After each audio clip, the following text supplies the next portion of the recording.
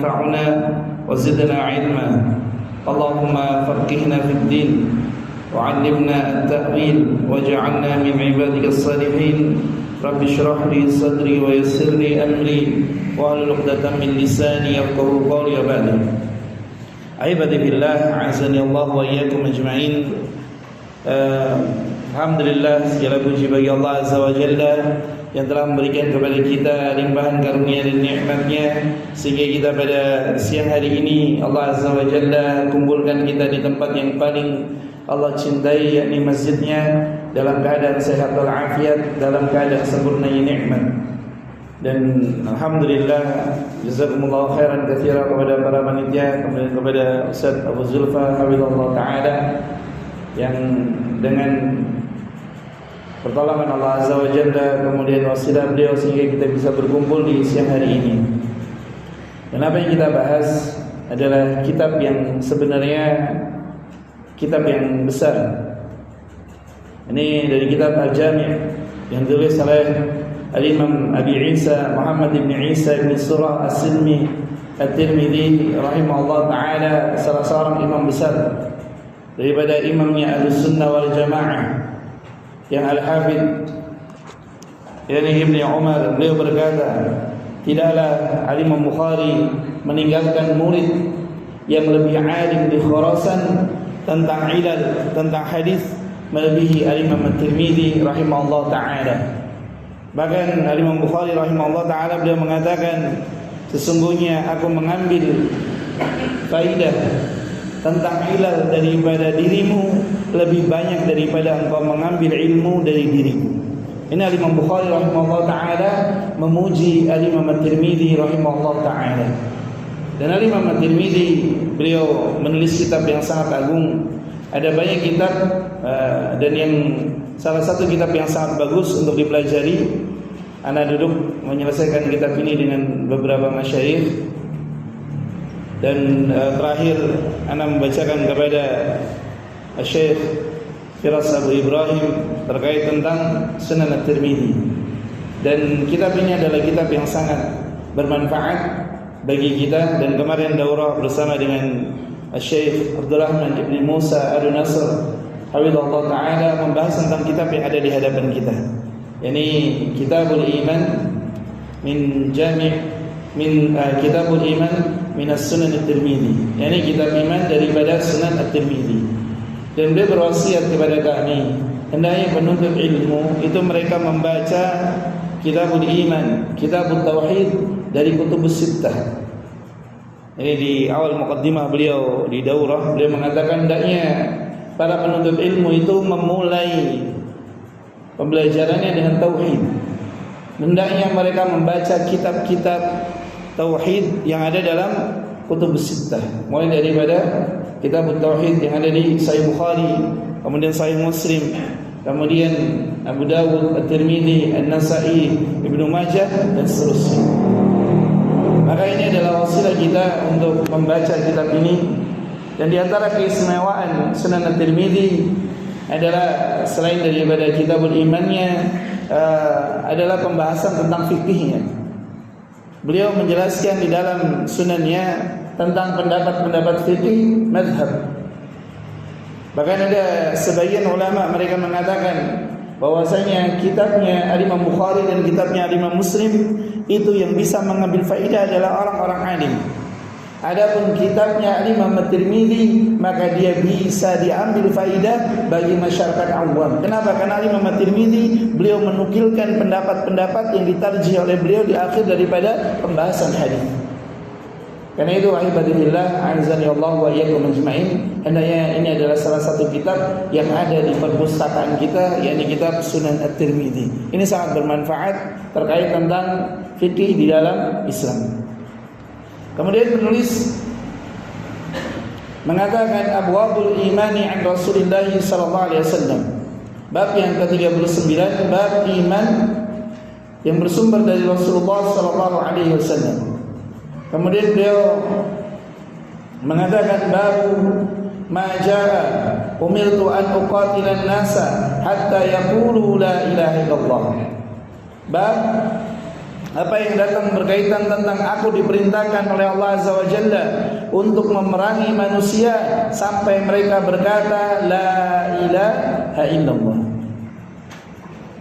Syekh Abdul Muhsin Al-Abbad hafizahullah ta'ala beliau menjelaskan hadis ini adalah dasar daripada akidah seorang muslim yang hendaknya dia memahami bahwasanya perkara yang pertama kali dia pahami adalah kalimat la ilaha illallah.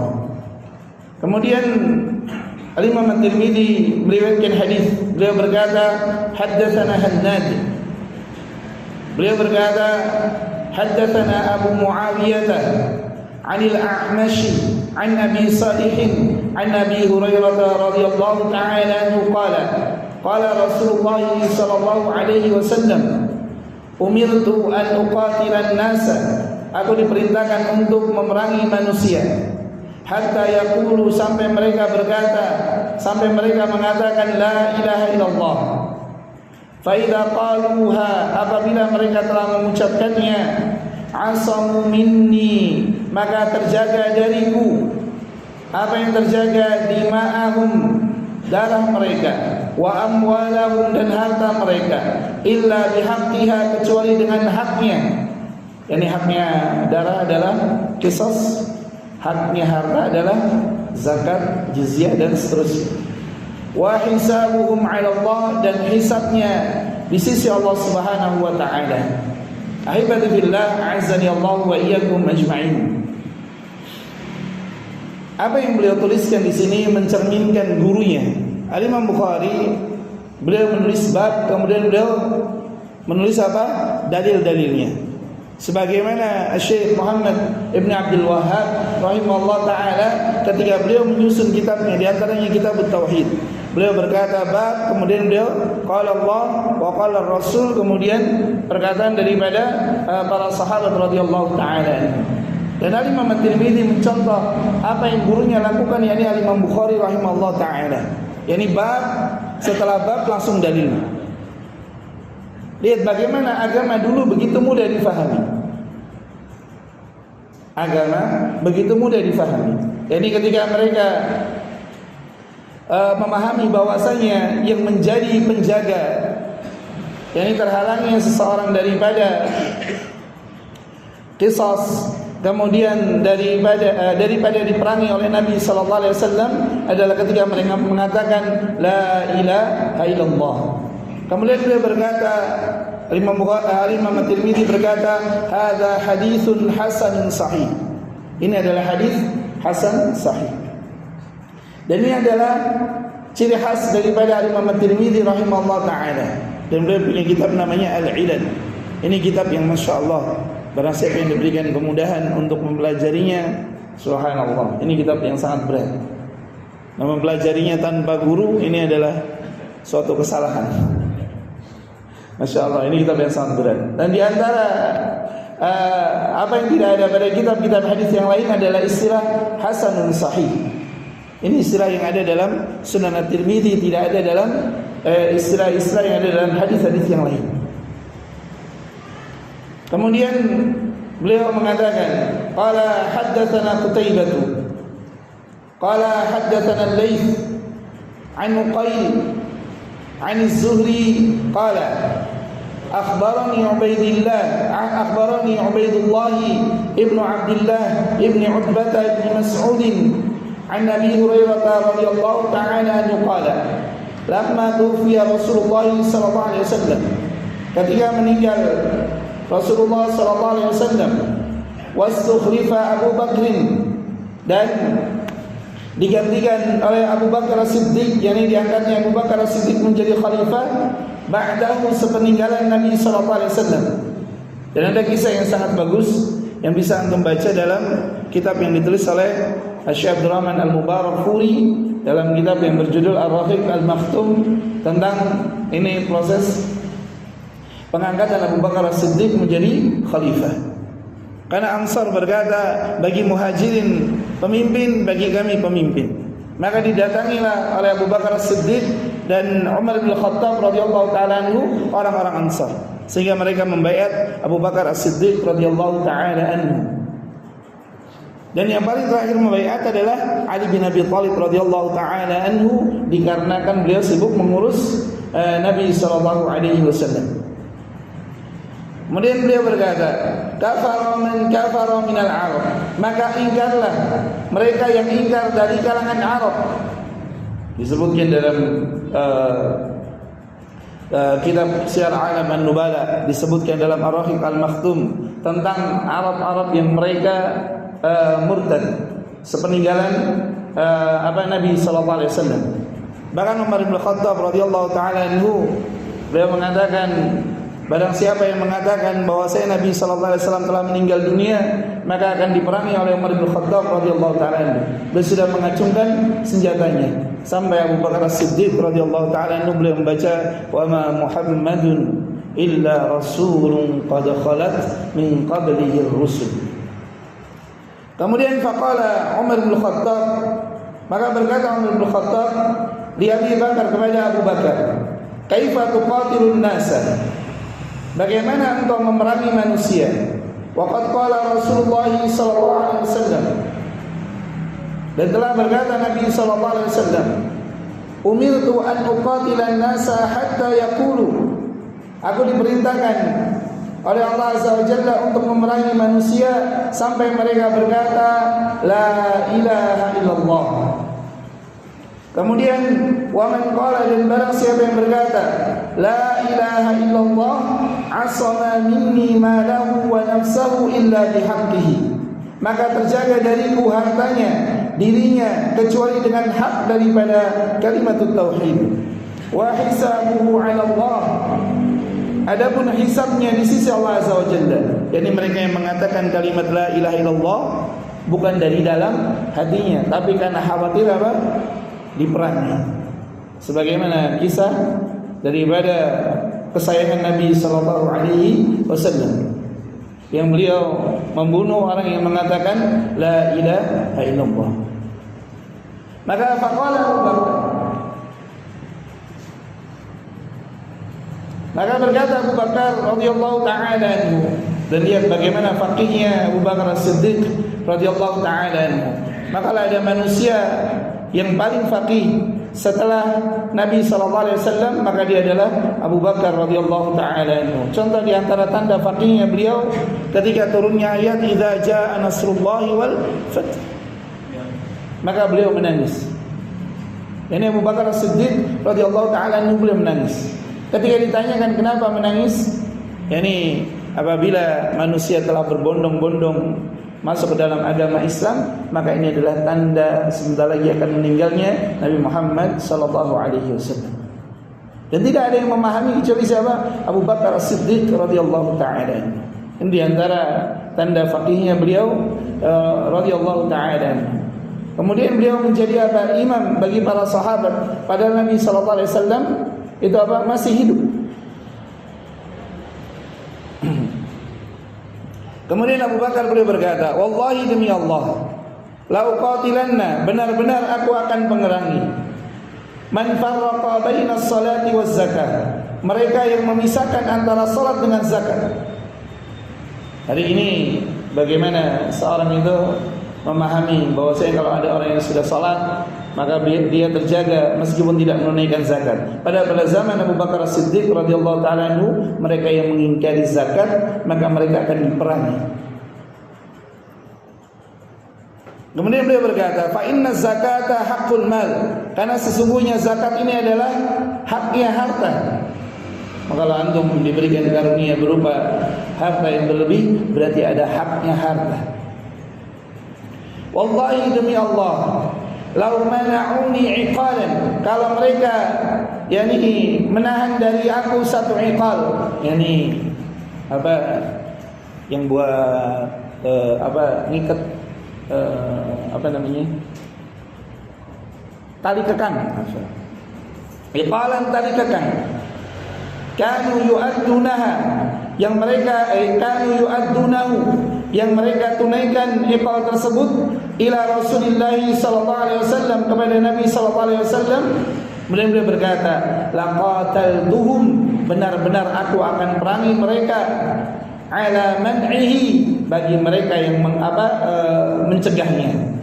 Faqala Umar bin Khattab radhiyallahu taala anhu, maka Umar bin Khattab beliau berkata, fa wallahi, maka demi Allah, ma huwa, tidaklah hal tersebut, tidaklah beliau radhiyallahu taala anhu, illa an raaitu, kecuali aku memandangnya, annallaha, bahwasanya Allah azza wa jalla qad syaraha sadra Abi Bakar, telah melapangkan dada Abi Bakar radhiyallahu taala anhu lil qital, untuk memerangi mereka yang memisahkan antara salat dengan zakat.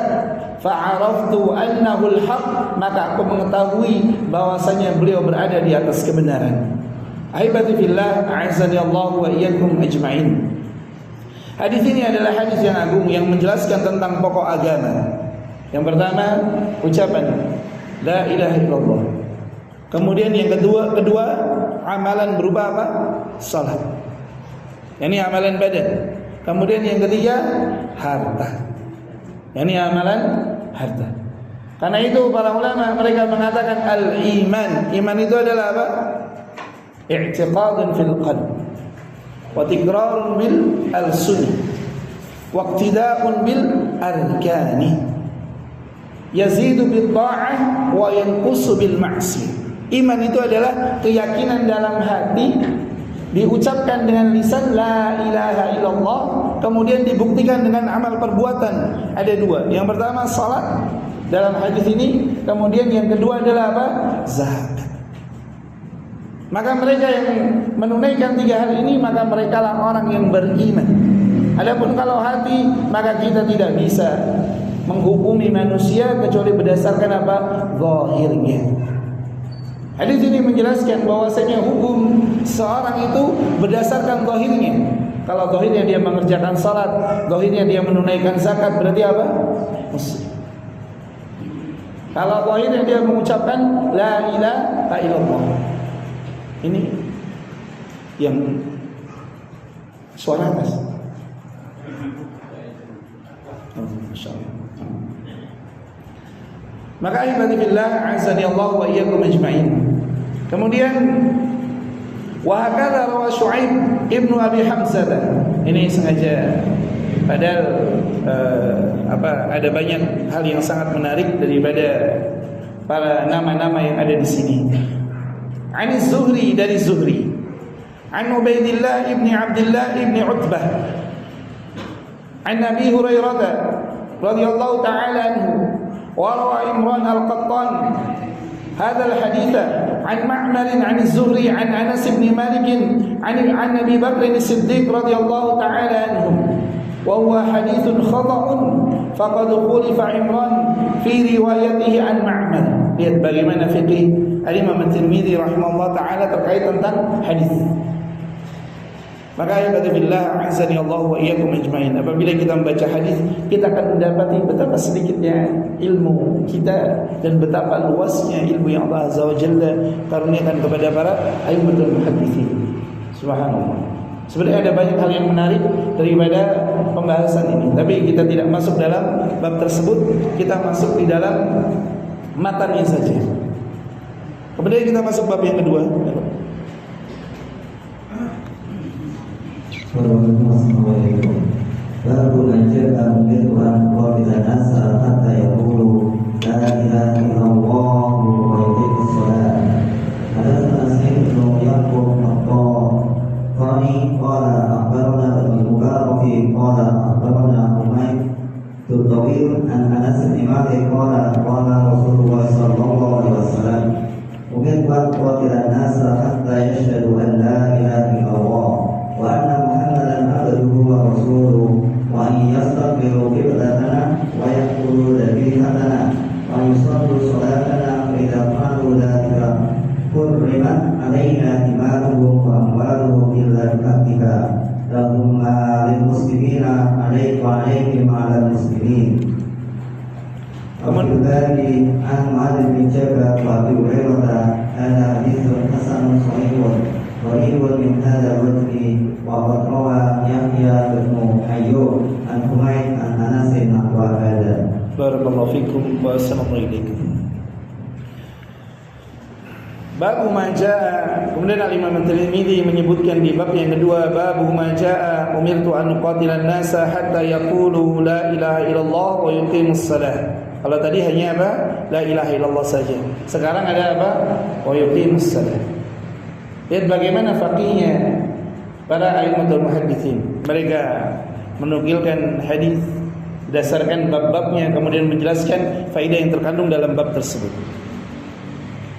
Beliau berkata, telah menceritakan kepada kami Sa'id bin Yaqub At-Talaqani, dan faedah daripada haddatsana itu banyak. Sebagaimana Imam Syafi'i rahimahullah taala dalam diwannya beliau berkata, al-ilmu alladhi qala haddatsana. Ilmu adalah apa yang disampaikan dengan kalimat apa? Haddatsana. Lihat, haddatsana, akhbarana, akhbarani, haddatsani, anba'ana, anba'ani. Ini ilmu yang sangat menyenangkan hati. Beliau berkata akhbarana, ya, haddatsana dengan akhbarana. Ini ada dua cara dalam menyampaikan hadis dengan dua bahasa yang berbeda dan konsekuensinya juga berbeda. Kami bersama dengan Satil bin Aulia Rahman kita membahas tentang majlis riwayah. Dan di antara yang dibahas adalah apa yang membedakan antara haddatsana dengan akhbarana. Akhbarana Ibnu Mubarak. Beliau berkata, akhbarana Humaydun At-Tawil. Dari Anas bin Malik, beliau berkata, Nabi sallallahu alaihi wasallam beliau bersabda, aku diperintahkan untuk memerangi manusia sampai mereka mempersaksikan bahwasanya tidak ada ilah yang berhak diibadahi dengan hak kecuali Allah Subhanahu wa taala. Dan bersaksi bahwasanya Nabi Muhammad SAW adalah hambanya dan rasulnya. Berbeda dengan yang diyakini oleh sebagian orang. Contoh bahwasanya hadis palsu. Perkara yang pertama kali diciptakan oleh Allah Azza wa Jalla adalah ruh nabimu. Sebagaimana diriwayatkan Salman Al-Farisi radhiyallahu taala anhu bertanya kepada Nabi sallallahu alaihi wasallam tentang yang pertama kali diciptakan. Maka Nabi sallallahu alaihi wasallam dalam hadis tersebut dikatakan, beliau berkata sebagaimana dikatakan, padahal itu adalah hadis yang dhaif, hadis yang maudhu' palsu. Dikatakan yang pertama kali diciptakan adalah ruh Nabi Muhammad sallallahu alaihi wasallam. Tapi ternyata begitu diteliti berbeda dengan apa yang disampaikan oleh Imam Bukhari tentang yang pertama kali Allah Azza wa Jalla ciptakan adalah al-qalam, pena. Kemudian beliau sallallahu alaihi wasallam berkata, wa yastaqbilu qiblatana, dan mereka menghadap ke arah kiblat kami, yakni salat. Mengerjakan salat dengan menghadap kiblat kami. Emang ada Ustaz orang yang salat madhabnya kiblatnya bukan kiblatnya Nabi sallallahu alaihi wasallam? Ada. Contoh ajaran dari Gunung Kidul, Ibnu Hajar Al-Gunung Kiduli. Yang benar, ada Ibnu Hajar Al-Gunung Kiduli. Insyaallah. Wa yaqulu dhabihatana, dan memakan apa sembelihan kami, yakni dia menyembelih. Wa yusallu salatana, dan dia mengerjakan salat bersama dengan kami. Maka fa idza fa'alu dzalika, apabila mereka mengerjakan hal tersebut, yakni mengucapkan syahadah, kemudian menghadap ke arah kiblat kami, kemudian memakan sembelihan kami, kemudian salat bersama dengan kami, kata Nabi sallallahu alaihi wasallam, hurrimat alaina, maka diharamkan atas kami dima'ahum, harta darah-darah mereka, wa amwalahum, dan harta-harta mereka, illa bihaqqiha, kecuali dengan haknya, yakni haknya Islam. Apa haknya Islam? Zakat. Apa haknya Islam? Qisas. Apa haknya Islam terkait dengan harta? Jizyah, dan seterusnya. Lahum ma'alil muslimin, bagi mereka apa yang berlaku bagi kaum muslimin, dan atas diri mereka apa yang berlaku atas diri kaum muslimin. Yani hak muslim kepada muslim yang lain ada 6. Inilah hak yang Allah Azza wa Jalla berikan kepada mereka yang mengucapkan asyhadu an la ilaha illallah wa asyhadu anna Muhammadar Rasulullah, kemudian apa? Memakan sembelihannya, kemudian salat bersama dengan Nabi sallallahu alaihi wasallam. Maka ibadillah azani Allah wa iyyakum ajmain. Ini sesuai dengan apa yang Nabi sallallahu alaihi wasallam perintahkan Muadz bin Jabal radhiyallahu taala anhu. Kata Nabi SAW kepada Mu'adz bin Jabal radhiyallahu taala anhu, "Innaka ta'ti qauman ahla kitabin." Sesungguhnya engkau akan mendatangi kaum dari kalangan ahli kitab. Fa awwalu ma tad'uuhum ilaih, maka hendaknya yang pertama kali engkau serukan kepada mereka. Ini ada beberapa redaksi, di antaranya adalah ayyuhidallah. Yani ayyuhidullah, agar mereka itu apa? Mentauhidkan Allah Azza wa Jalla. Yani mengucapkan syahadatain, kemudian setelah itu apabila mereka menerima, maka kabarkanlah kepada mereka bahwasanya Allah wajibkan atas diri mereka salat 5 kali, yakni dalam 1 hari 1 malam. Maka ini sesuai dengan apa yang Nabi sallallahu alaihi wasallam perintahkan kepada Mu'adz bin Jabal radhiyallahu taala anhu. Maka hadis yang satu dengan hadis yang lain ini tidak ada pertentangan. Kalau ada pertentangan, maka yang berbeda adalah siapa? Yang menafsirkan. Hadis itu tidak ada pertentangan. Sebagaimana kemarin Syekh Abdurrahman ibn Musa beliau menerangkan bahwasanya hadis itu hendaknya hukum masalahnya adalah apa? Al-jam'u, dijamak. Hadis itu hukum masalahnya adalah apa? Dijamak. Maka kalau tidak bisa dijamak, ditarjih. Maka kalau kita mendapati ada hadis yang seakan-akan bertentangan, itu sejatinya tidak bertentangan, hanya karena kurangnya pemahaman. Maka kalau kita melihat ada hadis kok kelihatannya bertentangan, maka hendaknya kita bertanya kepada ahli ilmu agar kita bisa mencocokkan. Barakallahu fikum wa ahsanallahu ilaikum. Contoh hadis tentang tidak ada wudu bagi mereka yang tidak membaca, tidak menyebut nama Allah Azza wa Jalla. Kemudian hadis tentang larangan apa? Berzikir di dalam kamar mandi. Bagaimana menjamaknya? Maka Syekh Shalih Al-Fauzan hafizahullah taala beliau dalam fatwanya beliau mengatakan yang terlarang di dalam berzikir di dalam kamar mandi itu adalah apabila najisnya ada di dalam kamar mandi tersebut. Kan ada hulu. Mereka kalau buang hajatnya bagaimana? Langsung di tanah, gali tanah, kemudian apa? Buang hajat. Ini buang air kecil atau buang air besar. Maka inilah illahnya, kata Syekh Shalih Al-Fauzan dalam fatwanya. Maka sekarang tidak ada illah di dalam kamar mandi. Maka boleh untuk apa? Menyebut nama Allah bismillah sebelum berwudu atau sebelum mandi junub di dalam kamar mandi. Maka karena itu tidak heran contohnya ada Ustaz Khalid Basalamah hafizahullah taala beliau menyebutkan beliau mendapati gurunya itu berzikir, yakni membaca bismillah sebelum berwudu di dalam kamar mandi. Maka yang satu perintah, yang satu larangan. Maka bagaimana menggabungkan? Contohnya tadi seperti tadi. Kalau tidak ada najisnya yang ada di dalam, maka diperbolehkan untuk apa? Berzikir. Tapi kalau di situ ada najisnya, maka tidak boleh. Karena illahnya adalah apa? Karena adanya najis. Ini jelaskan oleh Syekh Shalih Al-Fauzan ketika beliau ditanya tentang bagaimana menggabungkan dua hadis. Perintah membaca bismillah sebelum berwudu dan sebelum apa? Mandi junub, dan larangan berzikir di dalam kamar mandi. Allah taala. Barakallahu fikum wa assalamualaikum ilaikum. Kemudian bab yang ketiga. Assalamualaikum. Baru bacaan hukum Islam ala khamsin. Hadatsana Mu'adz bin Umar qala hadatsana Sufyan bin Uyainah an Su'aib bin Himsi at-Tamimi an Jabir bin Abi Sa'id Habib bin Abi Sabit an Ibn Umar qala Rasulullah sallallahu alaihi wasallam buniyal Islam ala khamsin syahadatu an la ilaha illallah wa anna Muhammadar Rasulullah wa iqamus salati wa ita'uz zakati wa shaum Ramadan wa hajjul baiti. Wabillahi an Jarir bin Abdullah hadza haditsun hasanun sahihun wa qad ruwiya min khairi wajhin an Ibn Umar an Nabi sallallahu alaihi wasallam anhu hadza wa Suhail bin Khimsi siqatun inda ahli hadis. Hadatsana Abu Quraib qala hadatsana Waqi'. Khalas. Barakallahu fiikum. Kemudian Imam At-Tirmidzi beliau mengatakan babu ma jaa bunyal Islamu ala khamsin. Bab yang ketiga. Apa yang datang terkait tentang agama Islam itu dibangun di atas 5 perkara. Tadi terkait tentang syahadatain, kemudian mengerjakan salat. Jadi bertahap.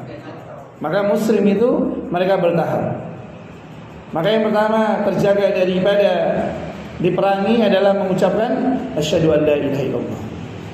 Kemudian berikutnya kalau mereka sudah mengucapkan asyhadu an la ilaha illallah, maka wajib bagi mereka untuk apa? Mengerjakan salat dan menunaikan zakat. Kemudian setelah itu diterangkan di bab yang berikutnya, yakni agama Islam itu dibangun di atas 5 perkara. Dilihat bagaimana Imam At-Tirmidzi menjelaskan. Tahapan manusia itu mereka bertingkat-tingkat di dalam memahami agama. Beliau berkata, telah menceritakan kepada kami Ibnu Abi Umar. Beliau berkata, telah menceritakan kepada kami Sufyan ibni Uyainah. Sufyan ini ada 2, dan Sufyan Ats-Tsauri dan Sufyan ibni Uyainah. Dan dua-duanya adalah guru daripada Imam Syafi'i rahimahullah ta'ala, yang beliau bersama dengan Imam Al-Humaidi berguru kepada Imam Sufyan ibni Uyainah rahimahullah ta'ala. An Su'air bin Khims At-Tamimi dari Habib ibni Abi Thabit dari Ibni Umar radhiyallahu ta'ala anhuma, beliau berkata, Nabi SAW beliau bersabda, agama Islam dibangun di atas 5 perkara. Yang pertama adalah syahadatu an la ilaha illallah wa anna Muhammadar Rasulullah. Artinya mereka yang menegakkan 5 perkara ini maka sempurna keislamannya. Untuk menjelaskan kepada kita bahwasanya mereka yang memahami 5 perkara ini mereka sempurna di dalam keislamannya. Kemudian wa iqamis shalah, yakni menegakkan salat. Para ulama khilaf tentang manakah yang lebih dulu antara salat dengan zakat. Sebagian mengatakan zakat, sebagian mengatakan salat. Berdasarkan wa aqimus salata wa atuz zakat. Urutannya seperti itu. Mendirikan salat, kemudian menunaikan zakat. Kemudian berpuasa di bulan Ramadan dan berhaji ke Baitullah. Dan ini alhamdulillah sudah banyak syarah yang lengkap terkait tentang hadis ini. Dan ada banyak jalan terkait tentang hadis ini, bisa dilihat di antaranya adalah dalam Arba'in An-Nawawi. Kemudian hadatsana. Assalamualaikum. Hadatsana Abu Quraib qala hadatsana Waqi' an Khandarata bin Abi Sufyan al-Jumahi an Ikrimah bin Khalid al-Mukhzumi al-Sumar bin Nabi sallallahu alaihi wasallam ahwahu hadha haditsun hasanun sahihun. Kemudian Imam At-Tirmidzi meriwayatkan jalur hadis yang lain. Maka ada yang bilang bahwasanya ilmu takhrij hadis adalah ilmu yang mudah.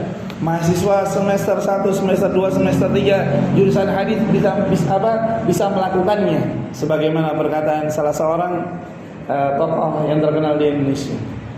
Hadis ini adalah salah satu ilmu yang rumit. Nama ilmunya sederhana, mustalahul hadis. Tapi kandungan yang terdapat di dalamnya tidak sederhana. Ilmu yang sangat rumit, di antara yang paling rumit adalah al-ilal. Ini tentang mengetahui tentang cacatnya hadis. Dan bahkan ada orang yang mengkritik, antum masih membahas tentang haddatsana, sementara manusia yang lain telah membahas tentang apa? Terbang ke bulan, meneliti tata surya. Maka dijawab oleh Syekh Shalih Al-Utsaimin rahimahullah taala, mereka itu sibuk dari makhluk-makhluk, sementara kita mempelajari daripada makhluk kepada Al-Khaliq. Kalau yang mereka pelajari hanyalah dari satu makhluk yang lain, sementara haddatsana ini mengajarkan kepada kita bagaimana mengikatkan diri kita kepada Al-Khaliq. Maka ibadillah azza wa iyyakum ajmain. Dan subhanallah, ketika antum belajar hadis, maka antum akan mencintai ilmu ini dengan kecintaan yang besar, subhanallah. Karena ilmu ini salah satu ilmu yang sangat lezat untuk dipelajari. ilmu yang menjadikan kita tenggelam dan sibuk di dalamnya. Dan kalau antum belajar ilmu ini, maka antum harus siap-siap bangkrut. Karena antum harus baca nyari referensi, beli referensi yang jauh lebih banyak lagi. Semoga Allah Azza wa Jalla berikan kemudahan kepada kita untuk mempelajari salah satu ilmu yang mulia ini. Amin. Bab yang keempat. Assalamualaikum. Babu ma wasafa Jibril li Nabi sallallahu alaihi wasallam al-iman wal Islam. Baik. Lihat bagaimana Imam At-Tirmidzi merunutkan dasar kemudian pertengahan. Lanjut. Hadatsana Abu Ahmad al-Husain bin Huwairis Khuzai qala akhbarana Waqi' an Kahmas bin Hasan an Abdullah bin Buraidah an Yahya bin Yahya qala awwal man takallama bil qadari ma'rul Juhaini qala qadatu anna wa Humayd bin Abdurrahman ibn Tayyari hatta ataina Madinata wa qulna law anna rajulan ashabin Nabi sallallahu alaihi wasallam fas'alnahu anna antaha haula'i qawmun qala falaqinahu yani Abdullah ibn Umar wa huwa kharijun min al-masjid qala fatanaftuhu ana wa sahibi qala fadantu anna sahibi sayaqilul kalama ilayya wa qultu ya Aba Muhammad inna qawman yaqra'una al-Qur'ana wa yataqaffaruna al-ilma wa yasmuna halla qadara wa anna al-amra unufun qala fa idza lakita ulaika fabbirhum anni minhum bari'un wa annahum minni bura'u walladhi yahliku bi Allah aw an ahadahum aw faqadistu an mutir daban aku tidak dari minhu hatta yu'mina bil qadari khairihi wa syarrihi qala thumma amsha'a yuhaddithu qala Umar bin Khattab kunna inda Rasulillah sallallahu alaihi wasallam faja'a rajulun sadidu bayadi thiyari shadidu sawadi syahri la yuwa alaihi atharu safari wa la ya'rifu minna ahadun hatta atan nabiyya sallallahu alaihi wasallam fa'arzaqa rubbatahu birukbatihi thumma qala ya Muhammad hal imanu qala antumina billahi wa malaikatihi wa kutubihi wa rusulihi wal yawmil akhir wa qadari khairihi wa syarrihi qala famal islam qala syahadatu an la ilaha illallah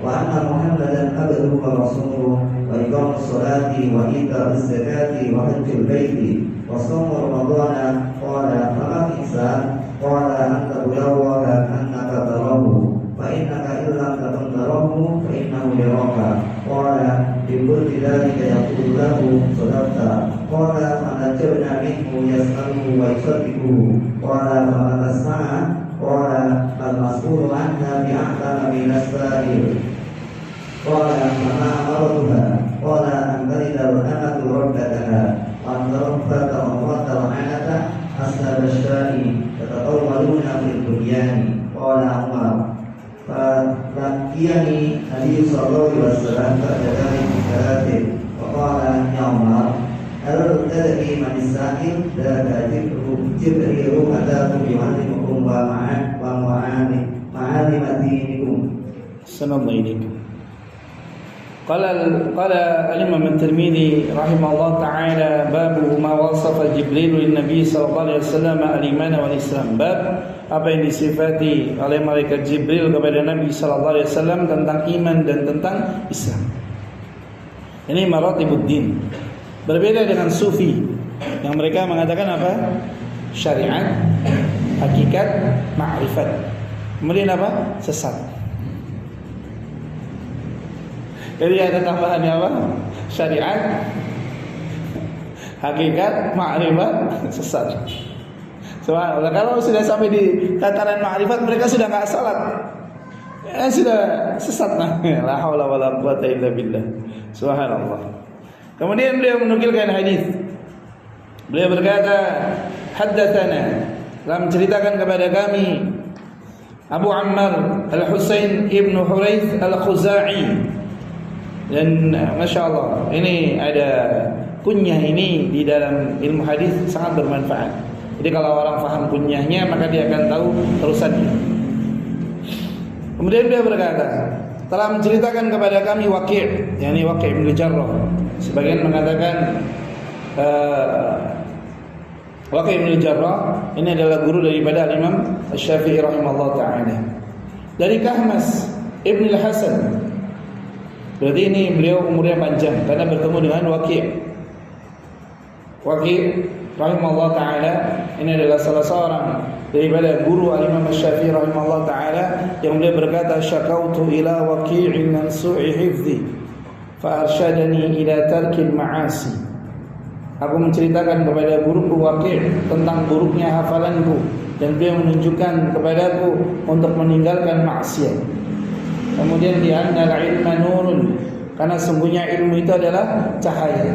Nah, orang Jawa mereka rubah li annal ilma nurun, karena ilmu kuwi nyonto, nurun.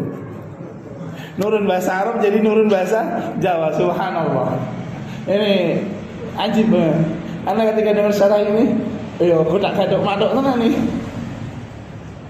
Dia bilang apa? Li'anna ilma nurun. Karena ilmu itu apa? Nurun. Nurun kuwi nyonto. Jadi kowe nek ilmu kuwi garek nyonto wae, subhanallah. Saya bilang oh ya madok. Bahasa Arab bisa masuk ke dalam bahasa Jawa. Subhanallah. Lafadznya Arab, pemahamannya Jawa. Subhanallah. La haula wala quwwata illa billah. Dari Kahmas Ibn al-Hasan, dari Abdullah ibn Buraidah, dari Yahya ibn Ya'mar. Beliau berkata, awwalu man takallama, yang berbicara pertama kali tentang takdir, yakni mengingkari takdir adalah Ma'bad al-Juhanni. Dan Ma'bad al-Juhanni ini mengambil ilmu daripada Labid al-Asam. Dan dia adalah al-Yahud, orang yang meracuni Nabi sallallahu alaihi wasallam. Orang yang meracuni Nabi sallallahu alaihi wasallam. Ini Labid al-Asam, al-Yahud, yang menjadi guru daripada Ma'bad al-Juhanni. Dan Ma'bad al-Juhanni punya banyak murid. Di antaranya muridnya yang sanadnya bersambung kepada Ma'bad al-Juhanni, dia bilang apa? Telah menceritakan kepada kami guru kami, telah menceritakan kepada kami guru kami, kemudian telah menceritakan guru kami yang sanadnya bersambung kepada Abu Hasan al-Asy'ari, Abu Hasan al-Asy'ari kepada gurunya yang sanadnya bersambung kepada Ma'bad al-Juhanni. Padahal ini adalah sanad yang dusta. Meskipun secara historis Abu Hasan al-Asy'ari dia terpengaruh dengan pemikiran tentang takdir di awal-awal. Karena dia adalah orang termasuk yang mempelajari tentang takdir. Beliau berkata, aku keluar bersama dengan Humaid Ibn Abdurrahman Al-Himyari sampai aku mendatangi Madinah. Dan kami berkata, kalau seandainya kita bertemu dengan seseorang dari kalangan sahabat Nabi sallallahu alaihi wasallam, kemudian kita bisa bertanya kepadanya tentang apa yang terjadi terhadap mereka yang mengingkari takdir, maksudnya tentang kaum tersebut, yakni yang mengingkari takdir, yang mengikuti pendapatnya Ma'bad al-Juhanni, maka dia berkata, kami telah bertemu dengannya, yakni Abdullah ibni Umar radhiyallahu taala anhuma. Dan beliau adalah salah satu di antara 4 abadillah. Ini 4 Abdullah yang berfatwa padahal para sahabat yang kibar masih hidup. Yani Abdullah ibni Umar, Abdullah ibni Mas'ud, Abdullah ibni Abbas, dan Abdullah ibni Zubair radhiyallahu taala anhum. Ini para syabab, para anak-anak muda yang berfatwa padahal para sahabat yang besar masih hidup. Di antaranya adalah Abdullah ibni Umar radhiyallahu taala anhum. Dan beliau sedang berada di luar masjid. Dan beliau berkata, "Faqtanaftuhu ana wa ashabi." Di sini dikasih catatan. Yani al-ihaqatu bi syai', yani aku mendekat kepadanya. Kemudian fadhanantu, dan aku menyangka bahwasanya sahabatku akan berbicara sayakilul kalama ilayya. Di sini dikatakan, dan aku menyangka bahwa sahabatku akan menyampaikan perkataan tersebut melaluiku. Maka aku berkata, "Ya Aba Abdurrahman," yakni panggilan daripada Abdullah bin Umar radhiyallahu taala anhu. Dan yang memiliki gelar Abu Abdurrahman di antaranya adalah Abdullah bin Mas'ud radhiyallahu taala. Dia berkata, sesungguhnya suatu kaum mereka membaca Al-Qur'an wa yataqarrafuna al-ilma, dan mereka di sini dikasih catatan, yakni mereka menuntutnya, yaqlubunahu yataqallabunahu, yakni mereka mempelajarinya, wa yaz'umuna, dan mereka menyangka bahwasanya tidak ada takdir, yakni takdir manusia itu tidak diciptakan. Dan di antara orang yang tidak mempercayai takdir adalah yakni Ibnu Sina, yang nama ilmiahnya adalah Avicenna. Yani Ibnu Sina nama ilmiahnya adalah Avicenna. Dia mengatakan kalau memang sudah ditetapkan, maka Allah itu akan mengetahui tentang keadaan makhluknya. Yani yang lalu, yang sekarang, dan yang akan datang, dan dia akan mengetahui bahwasanya orang tersebut buang hajat dan seterusnya.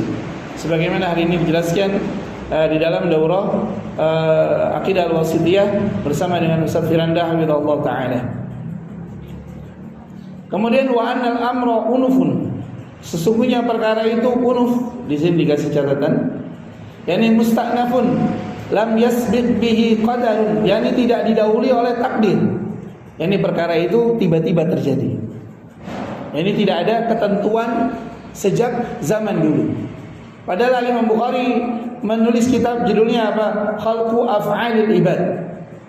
Yakni penciptaan perbuatan hamba. Ini kitab yang sangat bagus untuk mengetahui bahwasanya kita itu diciptakan, kemudian perbuatan kita diciptakan, kemudian akhir hidup kita telah ditetapkan. Nah, Ma'bad al-Juhani mengingkari. Ini pahamnya adalah apa? Rasionalitas. Wah, ya nggak masuk akal.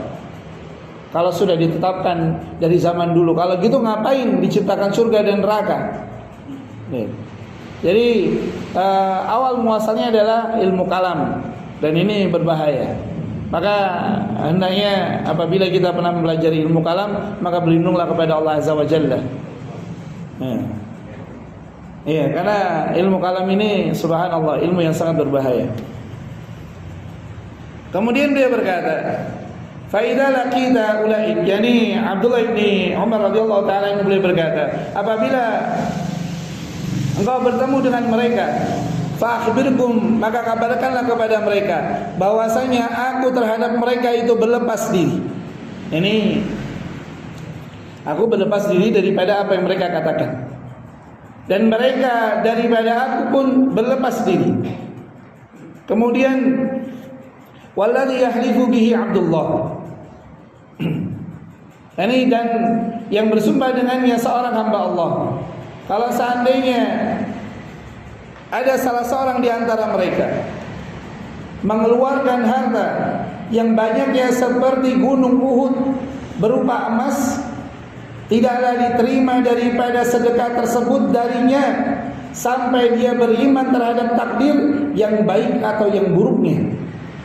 Kemudian dia berkata, "Tsumma ansha'a yuhaditsu." Kemudian beliau membacakan hadis. Beliau berkata, qala Umar bin Khattab radhiyallahu ta'ala anhu, yakni hadis Jibril yang ada dalam Sahih Bukhari dan Sahih Muslim.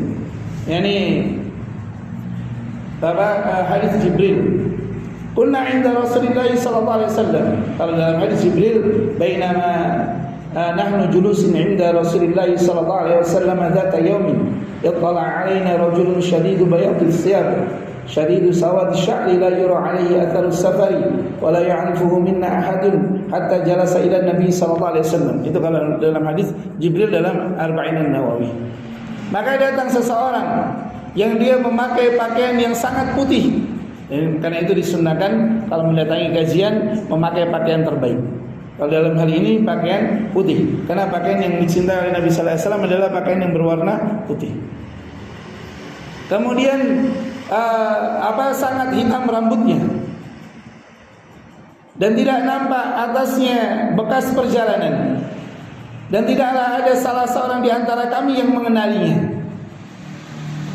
Sampai dia mendatangi Nabi sallallahu alaihi wasallam dan menempelkan lututnya dengan lutut Nabi sallallahu alaihi wasallam. Kemudian dia berkata, "Ya Muhammad, wahai Muhammad, Mal iman, apa itu iman? Dimulai dengan iman. Kalau dalam hadis Jibril dimulai dengan apa? Islam.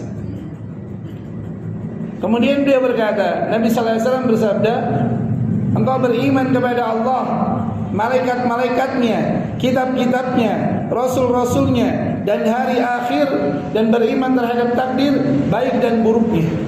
Ini disebut sebagai iman. Ini beriman kepada Allah, beriman dengan seluruh hal terkait tentang Allah Azza wa Jalla, nama-namanya, sifat-sifatnya, beriman kepada rububiyah dan uluhiyahnya. Kalau ada yang bertanya, Ustaz, kenapa harus tri tauhid?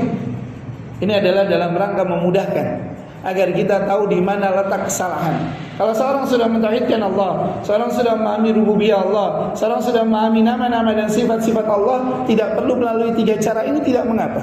Sebagaimana disampaikan dalam daurah pertama dengan Saduna Firanda hafizallahu taala terkait tentang tauhid rububiyah, uluhiyah dan al-asma wa sifat. Kemudian beriman kepada malaikat-malaikat, karena ada sebagian daripada kaum muslimin yang mereka menjadikan malaikat sebagai apa? Setanding dengan Allah Azza wa Jalla.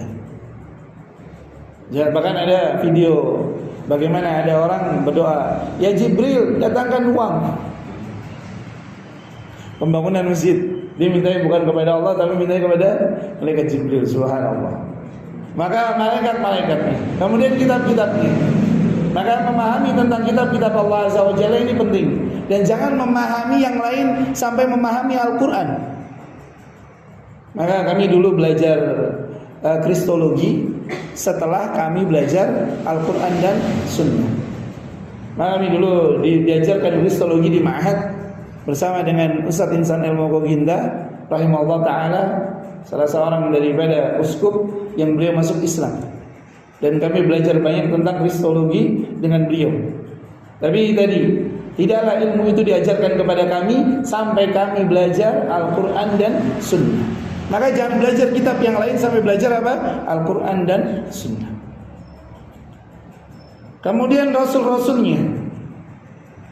Kemudian beriman kepada hari akhir, sebagaimana banyak hadis, man kana yu'minu billahi wal yaumil akhir.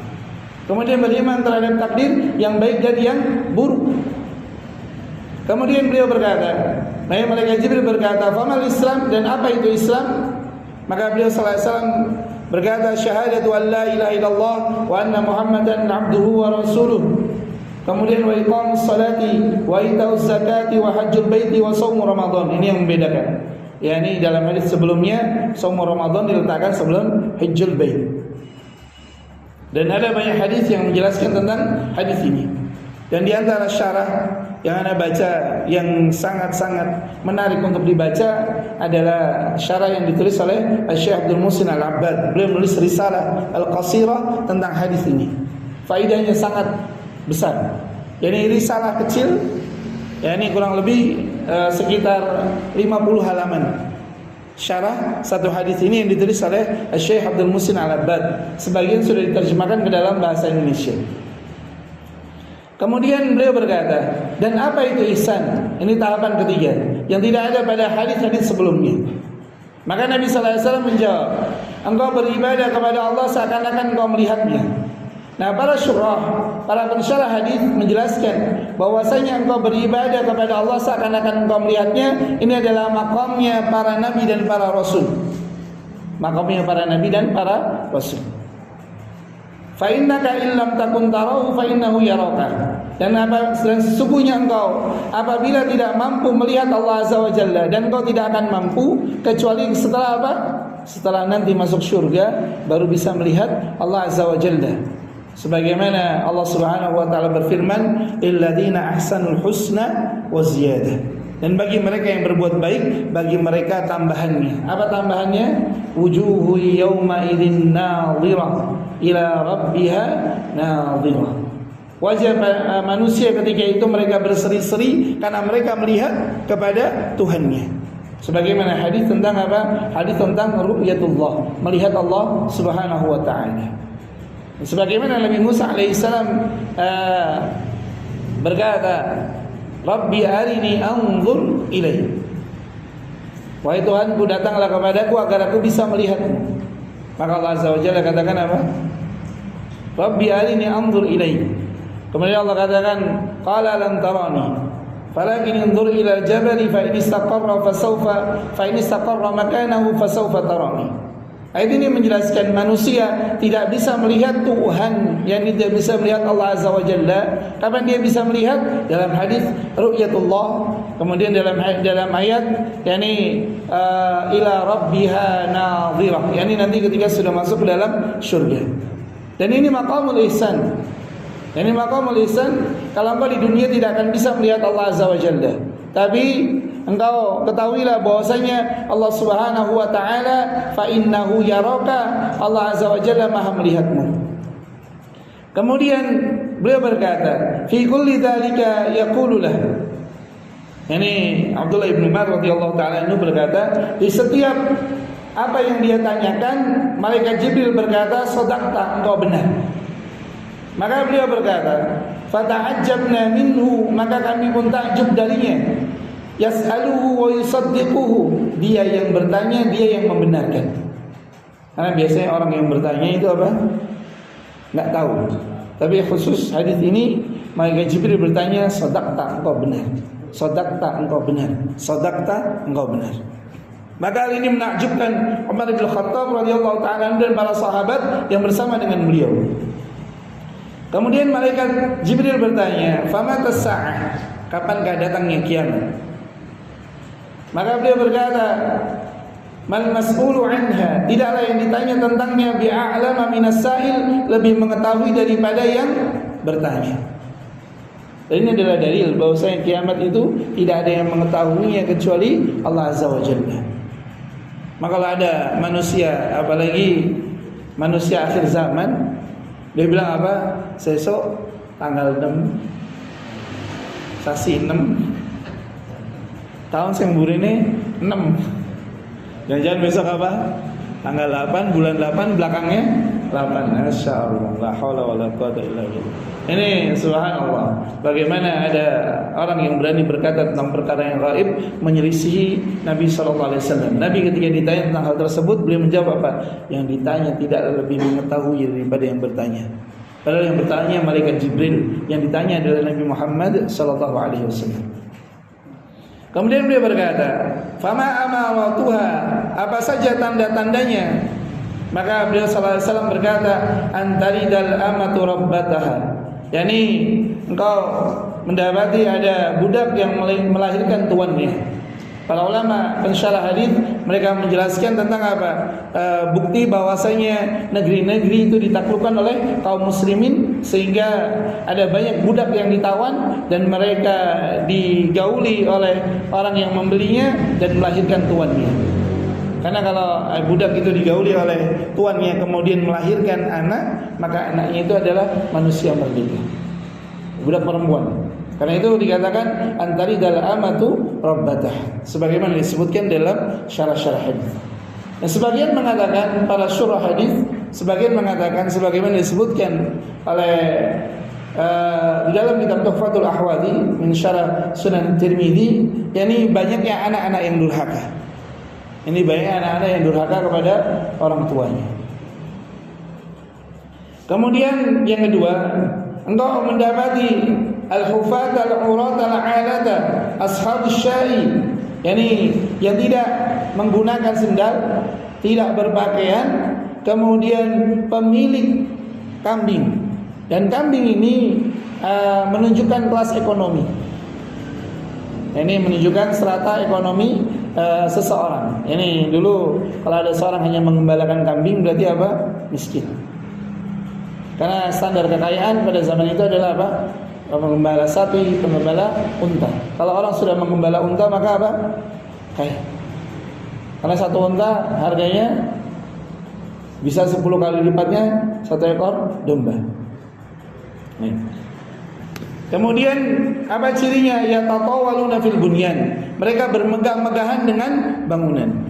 Antum ke ujung-ujung sana di pegunungan-pegunungan, antum akan takjub bagaimana rumah-rumah mereka. Subhanallah.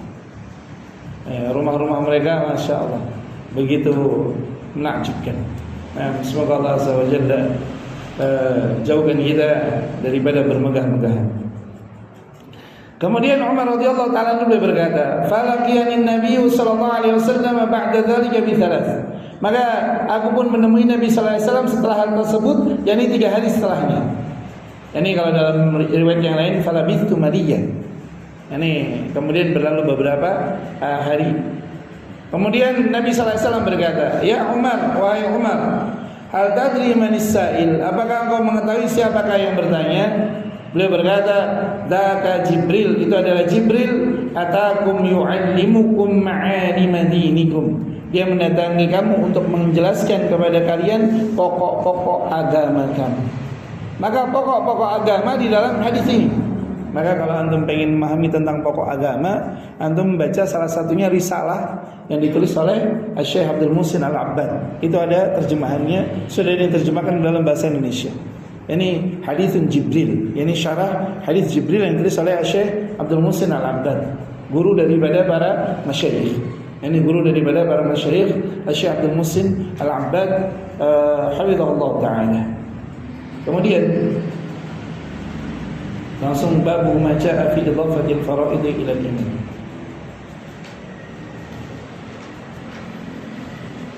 Bab yang kelima. Assalamualaikum. Bab ma jaa fi idhafatil faraid ila al-iman. Hadatsana Qutaibah qala hadatsana Haddad bin Muhallabi an Abi Jamrah an Ibn Abbas qala qadima waqtu Abdul Qais ala Rasulillah sallallahu alaihi wasallam faqalu inna hadzal hayya min rabi'ata wa lasna nusila ilayka illa fi syahril haram wa qulna bi syai'in na'khudhuhu 'anka wa nad'u 'alayhi man wara'ana faqala amurukum bi arba'i al-imani billahi thumma fasara lahu syahadatu an la ilaha illallah wa anni rasulullah wa iqamis salati wa ita'iz zakati wa an tu'addul khumsa ma qadimtum. Kemudian Imam At-Tirmidzi beliau menukilkan bab yang kelima, bab ma jaa fi idhafatil faraid ila al-iman. Bab ini apa yang datang terkait apa yang diwajibkan itu termasuk ke dalam keimanan. Kemudian beliau berkata, haddatsana Qutaibah.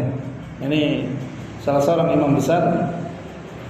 Beliau berkata, haddatsana Ubaid ibn Abdul Muhallabi dari Abi Jamrah, dari Ibnu Abbas radhiyallahu taala anhuma. Beliau berkata, qadima wafdu Abdul Qais ala Rasulillah sallallahu alaihi wasallam faqalu. Telah datang utusan dari Abdul Qais kepada Rasulullah sallallahu alaihi wasallam. Dan ini termasuk dalamnya hadis tentang apa? Bolehnya mengqadha salat qabliyah di waktu-waktu terlarang. Karena hadis ini termasuk dalam hadis yang menjadi penjelasan terkait tentang Nabi sallallahu alaihi wasallam salat 4 rakaat ba'da asar. Dalam riwayat yang lain 2 rakaat. Kenapa? Karena beliau disibukkan dengan utusan daripada Abdul Qais. Ini Bani Abdul Qais yang bertanya tentang agama, sehingga beliau terlewatkan daripada qabliyah zuhur. Ditambah dengan qabliyah asar dan beliau langsung salat wajib. Kemudian beliau mengqadhanya di ba'diyah asar. Yang kemarin kita bahas di SMP 8 terkait tentang apa? Terkait tentang mengqadha salat di waktu-waktu yang terlarang. Ada 5 waktu yang terlarang. Ini yang 2 diperbolehkan kecuali salat-salat yang memiliki sebab, yang 3 tidak diperbolehkan kecuali salat-salat yang wajib. Yang 2 yakni ba'da asar dan ba'da subuh diperbolehkan dengan salat-salat yang memiliki sebab. Di antaranya adalah salat tahiyatul masjid atau salat qabliyah yang tertunda. Contoh mengerjakan qabliyah subuh setelah salat qabliyah subuh, mengerjakannya di ba'diyah subuh karena sudah menjadi kebiasaan. Maka diperbolehkan dengan salat-salat yang memiliki sebab. Kemudian yang 3 adalah salat yang tidak diperbolehkan kecuali salat-salat yang wajib. Ini apa? Sebelum terbitnya, ketika terbitnya matahari, sebelum 15 menit sebelum terbit dan 15 menit setelahnya. Kemudian ketika zawal, kemudian sebelum terbenamnya matahari. Ini 3 waktu yang tidak diperbolehkan mengerjakan salat kecuali salat-salat yang wajib. Contoh bangun tidur jam 6. Maka apakah menunggu maka segera dia mengerjakan sebagaimana disebutkan di dalam dalam Kifayatul Akhyar terkait tentang bolehnya mengerjakan salat di waktu-waktu yang terlarang. Di antaranya adalah apa? Contoh bangun subuh jam 6. Sementara ini apa? Waktu yang terlarang. Kenapa? Karena terbitnya matahari. Ini maka ketika terbitnya matahari tidak boleh mengerjakan salat. Kenapa? Karena menyerupai para penyembah matahari.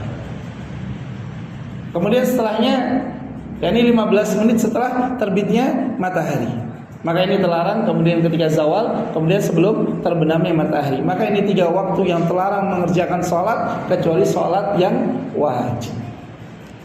Kemudian Bapak dan Ibu yang dimuliakan oleh Allah Subhanahu wa taala, insyaallah 1 jam kita baru dapat 5 hadis.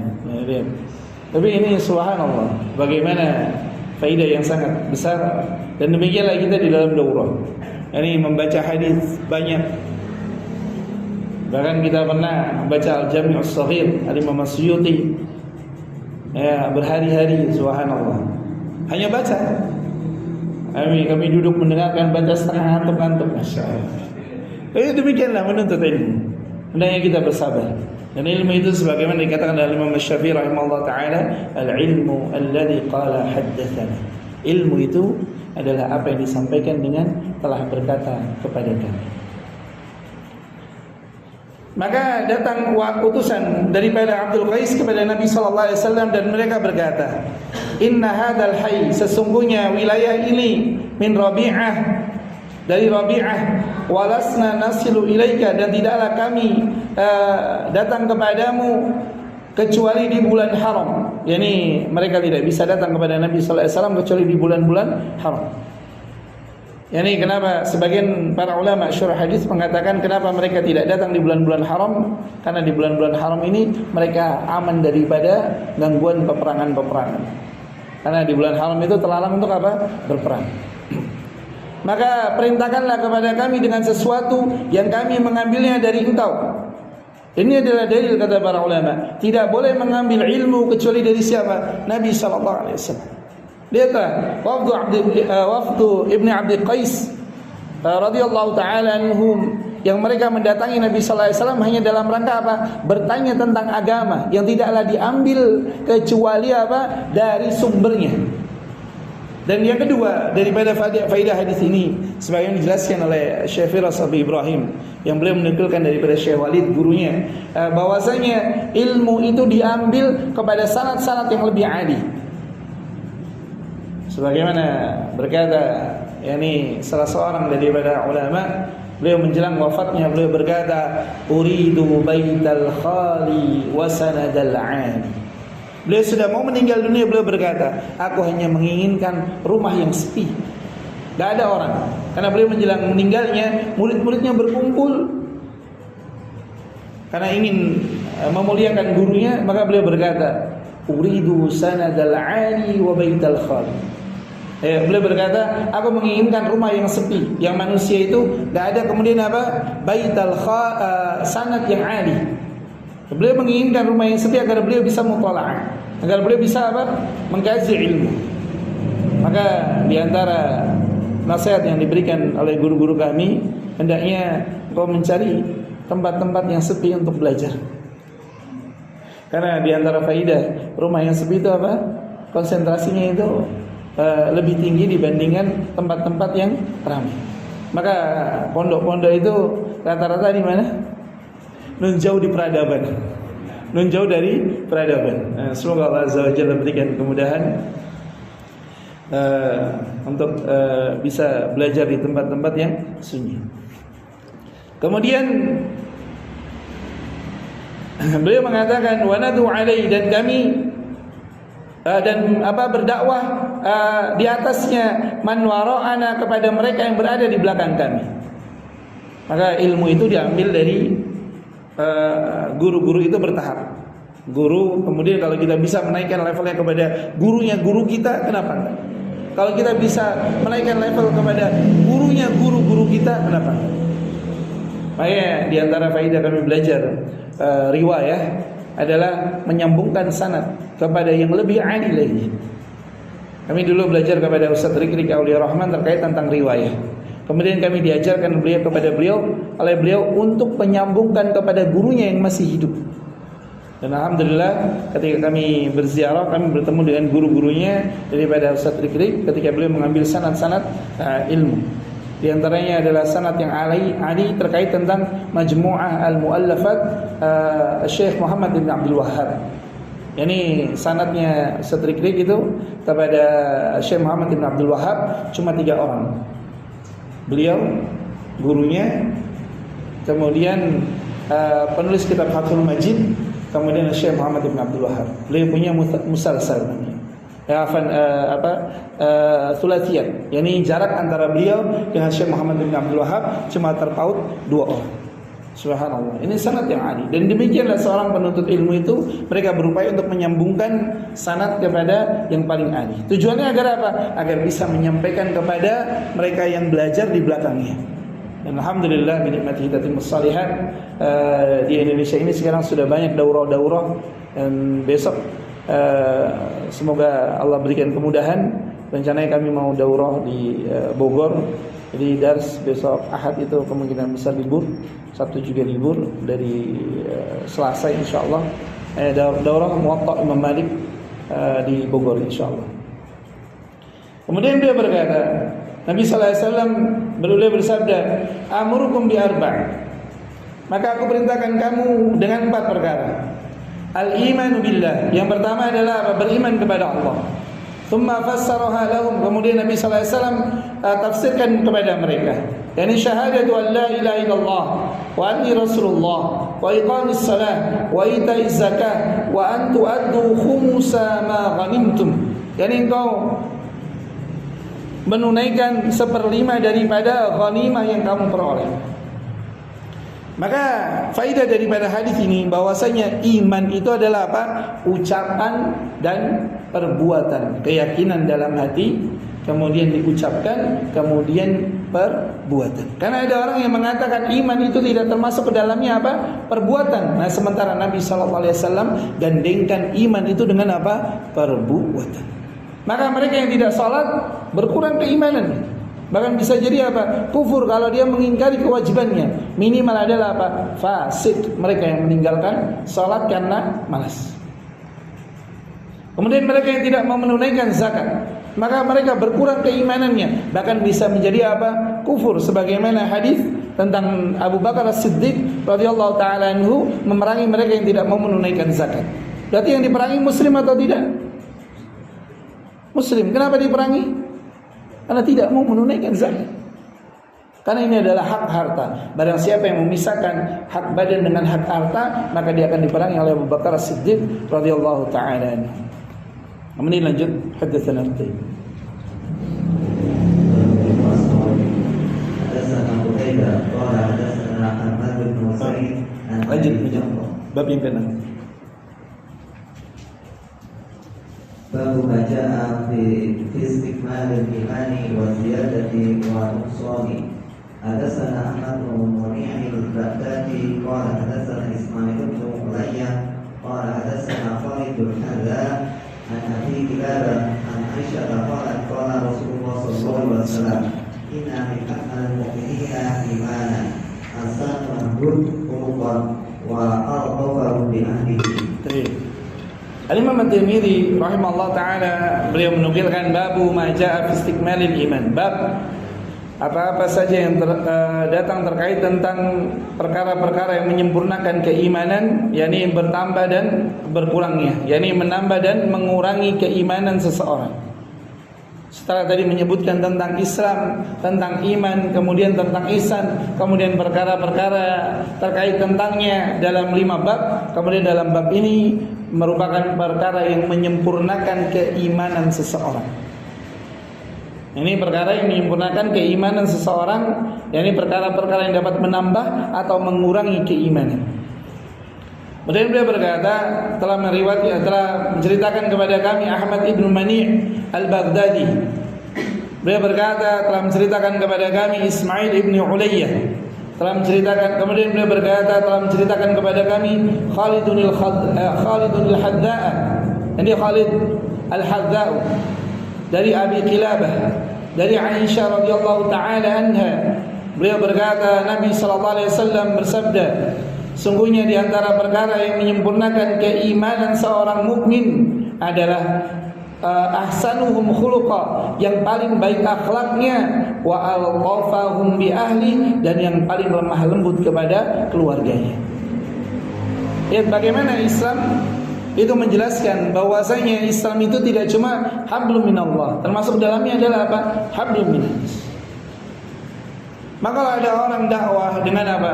Dengan kalimat-kalimat yang enggak baik, bagaimana disebut sebagai hablum minannas? Padahal Nabi sallallahu alaihi wasallam katakan apa? Ahsanuhum khuluqan, yang paling baik akhlaknya. Manakah dari ibadah perkara yang menunjukkan baiknya akhlak kalau seandainya ucapannya tidak baik? Contoh, ada orang yang ngaku apa? Keturunan Nabi. Dia dakwahnya apa? Pakai bahasa-bahasa yang enggak baik, subhanallah. Kebun binatang keluar. Bahasa-bahasa pasar keluar, subhanallah. Lalu Nabi SAW katakan, ketika beliau ditanya tentang beliau SAW menjelaskan di antara tanda kesempurnaan keimanan seorang mukmin itu adalah apa? Baik, yang paling baik akhlaknya. Maka di antara yang paling baik akhlaknya adalah apa? Yang paling bagus ucapannya. Maka jangan mengatakan akhlak itu hanyalah munduk-munduk. Ada orang apa? Akhlak itu munduk-munduk. Dulu di tempat kami belajar di pondok itu kita diajarin, Ustaz. Jalan kalau di depan abah, yai. Enggak boleh namanya apa? Dekek gini enggak boleh. Enggak nunduk. Bahasa Betawinya ngesot. Bahasa Betawinya bukan merangkak, ngesot. Kalau merangkak kan pakai tangan, kalau ngesot itu apa? Kalau ngesot itu cuma pakai i. Jadi seperti dodok tapi melaku. Dan kalau keluar dari sana nggak boleh membelakangi, mundur. Ini kayak undur-undur. Iya beneran. Ini dikatakan sebagai apa? Akhlak yang mulia. Tapi di belakangnya la haula wala quwata illa billah, subhanallah. Maka akhlak itu terkait di dalamnya adalah apa? Ucapan. Dan akhlak itu bukanlah mereka yang paling munduk-munduk, bukan. Akhlak itu bukan hanya terkait tentang mereka yang paling munduk-munduk. Bahkan terlarang bagi kita untuk apa? Untuk merendahkan diri kita di hadapan makhluk. Dengan cara apa? Membungkuk itu terlarang. Kalau mencium tangan guru boleh nggak? Boleh. Kami dengan guru-guru kami yang lebih sepuh, yang lebih senior, kami pasti kalau bertemu dengan mereka, pasti kami akan mencium tangannya. Kecuali satu yang tidak diperbolehkan. Karena dimarahin sama Ustaz Zainal Abidin. Ketika mencium tangan beliau, dimarahi oleh beliau. Tapi yang lainnya alhamdulillah bi nikmati tatimmus shalihat, tidak ada masalah. Yang tidak boleh adalah apa? Merunduk. Menunduk ini yang tidak boleh. Adapun yang lainnya maka diperbolehkan. Maka akhlak di sini adalah akhlak yang terkait tentang ucapan, terkait tentang adab-adab Islami. Jadi hendaknya kita perhatikan. Kemudian yang paling lemah lembut terhadap keluarganya. Maka jangan sampai kepada orang lain begitu halus, kepada keluarganya begitu keras. Ini termasuk apa? Bentuk tidak sempurna keimanannya. Karena itu ahibbatillah azani Allah wa iyyakum ajmain. Maka Nabi sallallahu alaihi wasallam kaitkan baiknya akhlak dan lemah lembut terhadap keluarga merupakan salah satu daripada perkara yang menyempurnakan keimanan. Yani akhlak yang mulia, kemudian lemah lembut terhadap keluarga. Masya Allah. Ini ada fadlun minallah. Kemudian lanjut.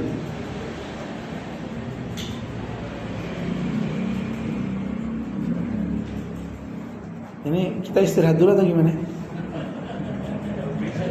Oh ya, baik. Kita break 10 menit karena ghanimahnya sudah datang. Maka silakan dinikmati dulu ghanimahnya. Kita istirahat 10 menit. Barakallahu fikum wa assalamualaikum. Kita mulai jam 2 jarum panjang di angka 5. Bismillah. Silakan tafadhal masykuran. Wassallallahu wasallam ala nabiyina Muhammad. Barakallahu fikum. Wa assalamualaikum. Tafadhal.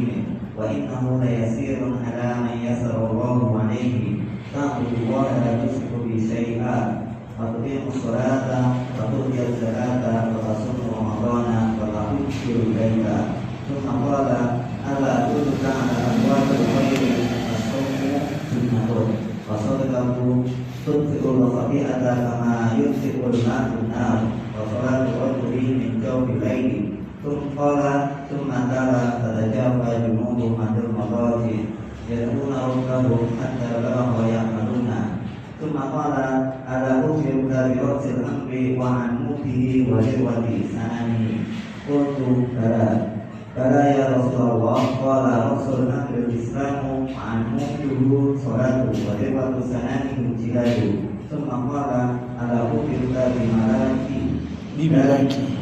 بملاكي ذلك كله قلت بلى يا رسول الله قال أخذ بلسانه قال كف عليك هذا فقلت يا بني الله يا نبي الله وإنا لنأخذون بما نتكلم به فقال سكلتك أمك يوما وهل يهب الناس في النار على وجوههم أو على مناخرهم إلا أصابهم ألسنتهم هذا حديث حسن صحيح.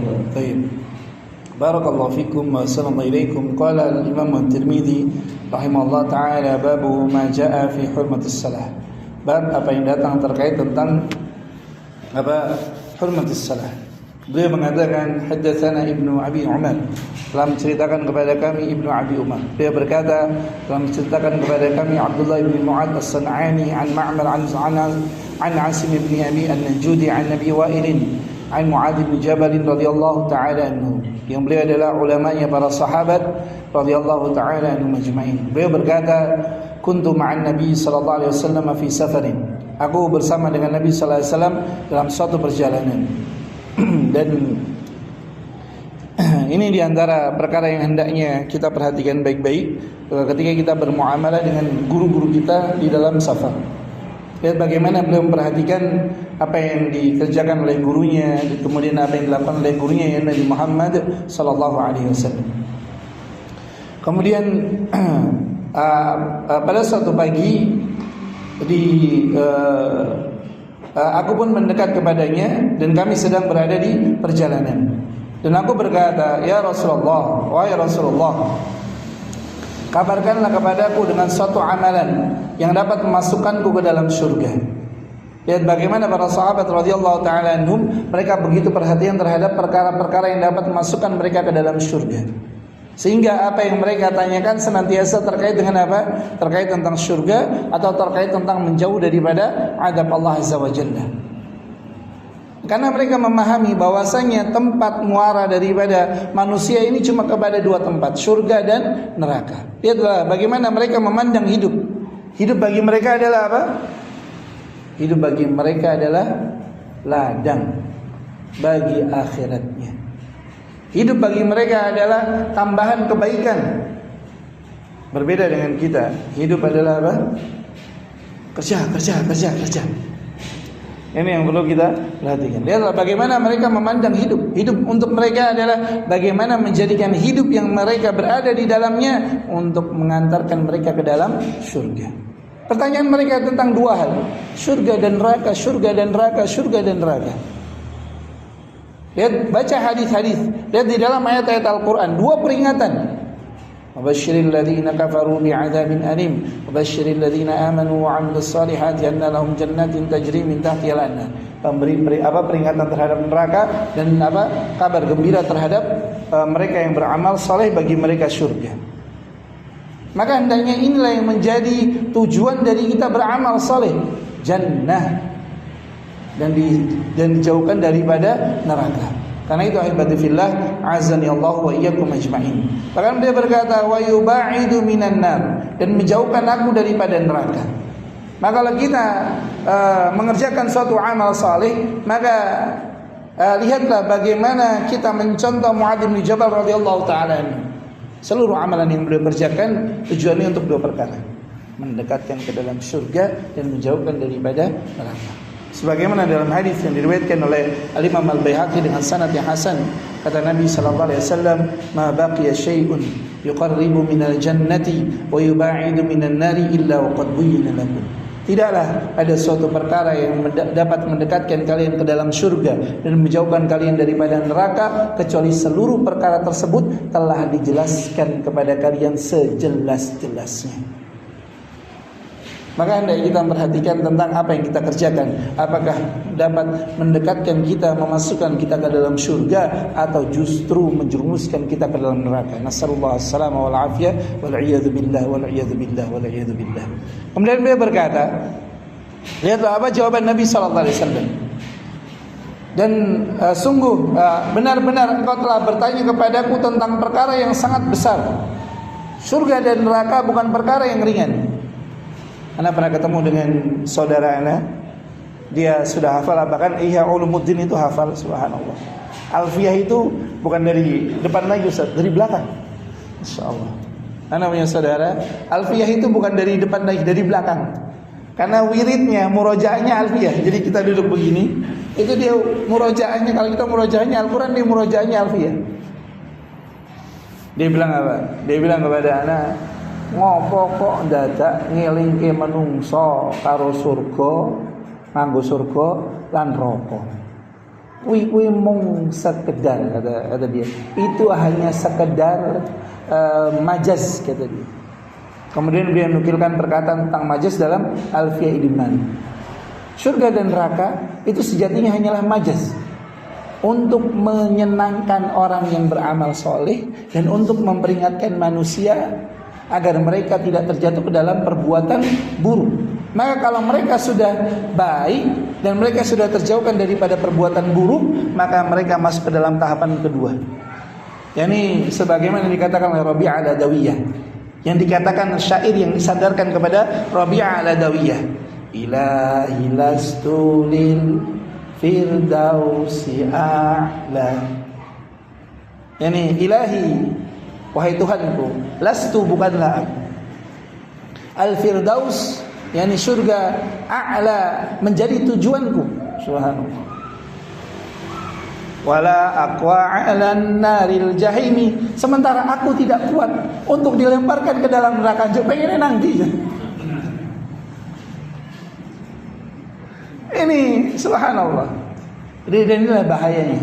Jadi kita dulu di pondok itu belajarnya apa? Safinatun Najah, matan takrib, yakni matan Nabi Syuja. Kemudian Fathul Mu'in, syarah daripada matan Nabi Syuja. Kemudian setelah itu apa? Setelah itu adalah Ihya Ulumuddin. Kemudian setelah itu kita belajar Sahih Bukhari hanya sekedar baca.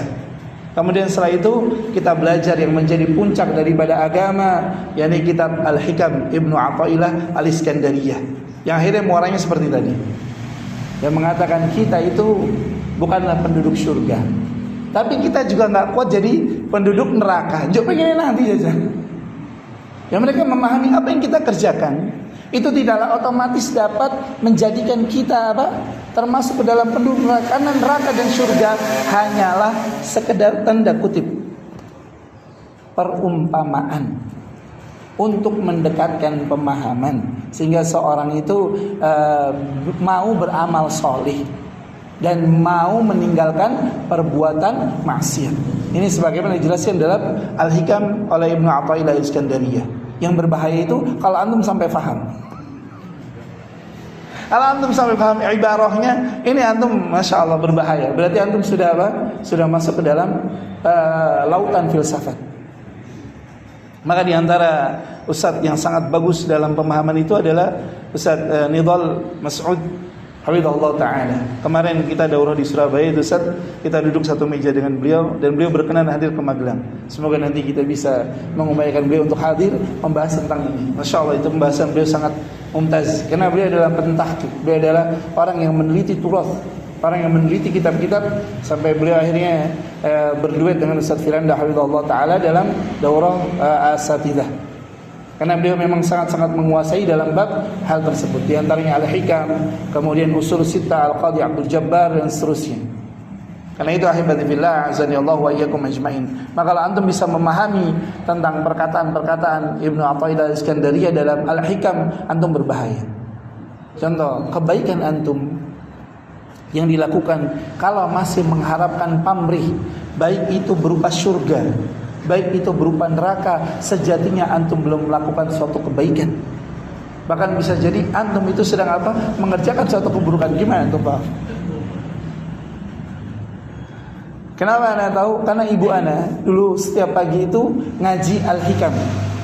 Jadi ada radio namanya Pas FM, itu setiap pagi itu muter Al-Hikamnya Ibnu Athaillah Iskandariyah, dan diantara yang dibahas adalah perkataan. Nah, lihat berbeda dengan Mu'adz bin Jabal radhiyallahu taala anhu, sahabat yang mulia, ulamanya sahabat. Beliau bertanya tentang perkara yang hendaknya ditanyakan seorang muslim, surga dan neraka, yang menjadi tujuan mereka dalam beramal saleh. Maka apakah yang kita kerjakan sudah mendekatkan kita ke dalam surga dan menjauhkan kita dari neraka, atau sebaliknya? Inilah yang benar-benar kita perhatikan. Maka ahibati fillah, azani Allah wa iyyakum ajmain. Karena itu Nabi sallallahu alaihi wasallam berkata, engkau telah bertanya kepadaku tentang perkara yang sangat besar. Surga dan neraka ini bukan perkara yang ringan, perkara yang besar. Kalau ada yang bilang, ngopo ning Indonesia kok rapayu dodolan surga karo neraka? Karena ning kene sapa? Wis kaya surga. Jannatu adnin tajri min tahtiha al-anhar. Surga Aden yang mengalir di bawahnya sungai-sungai. Itu loh kayak kali oke. Subhanallah. Ini bentuk kejahilan. Subhanallah. La haula wala quwata illa billah. Subhanallah, ini la haula wala quwata illa billah. Ini akibat apa? Belajar filsafat. Karena Nabi SAW mengatakan, engkau telah bertanya kepadaku tentang perkara yang sangat besar. Dan beliau mengatakan, dan sesungguhnya hal tersebut benar-benar dimudahkan kepada mereka yang Allah Azza wa Jalla mudahkan atasnya.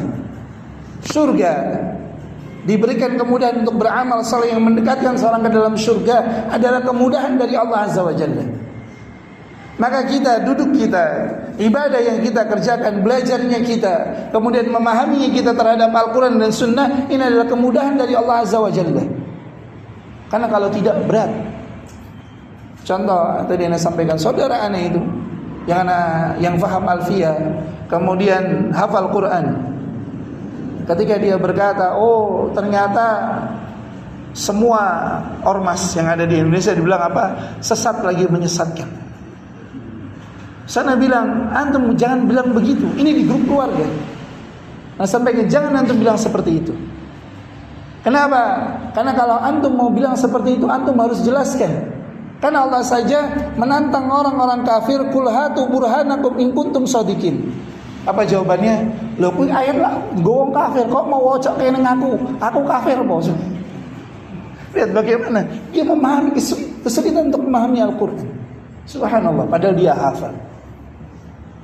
Dia faham tentang bagaimana qawaidul i'rab, lebih bagus dibandingkan ana. Subhanallah. Lebih alim karena beliau lebih senior, lebih tua dibandingkan ana, dan belajarnya itu subhanallah. Beliau sudah belajar, ana baru ngeja juz ammah turutan. Beliau sudah apa? Sudah mengajar, ana baru belajar juz ammah. Tapi beliau tidak bisa memahami firman Allah Azza wa Jalla, qul hatu burhanakum in kuntum shadiqin. Karena itu ahibati fillah, azani Allah wa iyyakum ajmain. Ketika kita diberikan kemudahan untuk memahami agama, maka pujilah Allah Azza wa Jalla. Mohonlah kepada Allah Azza wa Jalla keteguhan. Karena ada banyak manusia yang menginginkan kedudukan kita, menginginkan keadaan kita, tapi Allah Azza wa Jalla tidak mudahkan kepada mereka. Kalau antum subhanallah mendapati ada banyak orang-orang yang mereka secara ilmu itu subhanallah, tapi hidayah di tangan Allah Azza wa Jalla. Maka bersyukurlah kepada Allah Azza wa Jalla ketika antum diberikan kemudahan untuk memahami tentang surga dan neraka dengan pemahaman yang benar. Kemudian kata Nabi sallallahu alaihi wasallam, maka perkara yang pertama, ta'budullaha la tusyriku bihi syai'an. Engkau menyembah Allah Azza wa Jalla dalam keadaan tidak menyekutukannya dengan suatu apapun. Ada orang yang enggak paham apa itu syirik. Bahkan ada kiai yang bilang apa? Tawasulan kuwi itu syirik.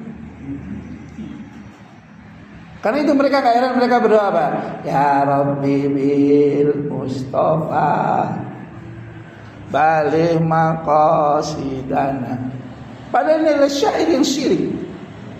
Karena ada kalimat apa? Bil Mustafa. Kalau nggak ada kalimat bil Mustafanya, maka ini perkara yang diperbolehkan. Karena doa hukum asalnya adalah apa? Boleh dengan kalimat-kalimat yang tidak ada unsur-unsur kesyirikan di dalamnya. Kalau dia langsung berdoa, ya Rabbi baligh maqasidi, itu boleh. Tapi karena ada apa? Bil Mustafa, maka menjadi haram berdoa dengannya.